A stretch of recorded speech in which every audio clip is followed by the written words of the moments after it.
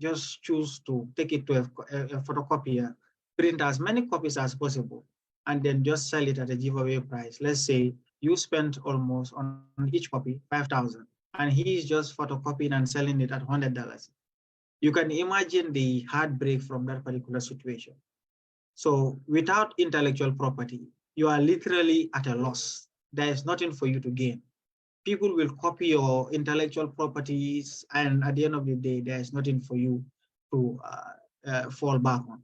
So intellectual property, first and foremost, gives you exclusive protection, meaning if you developed something that belongs to you, it is yours for a particular time frame, depending whether it falls under copyright, and copyright mostly deals with expression of ideas like music, books, computer softwares, databases, photographs. The list goes on.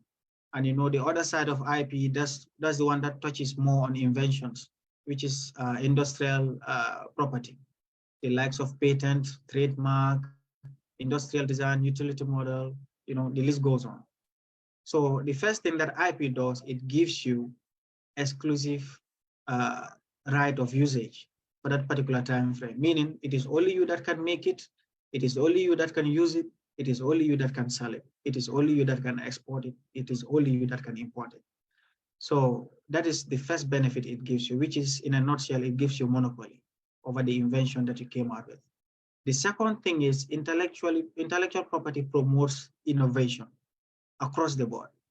Because if you know very, very well that if I do not invent, I'm not able to use someone's work,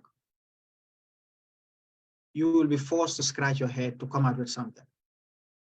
If you know very well that Olimatu has come out with a particular product, like a machine that makes ice cream within 1 second, and Olimatu is now making 1 million out of it, that alone spurs you to go hard on yourself to come out with something. So it could be monetary motivation. It could also be a prestige that you want, so that people can say, oh, this is the guy that invented this.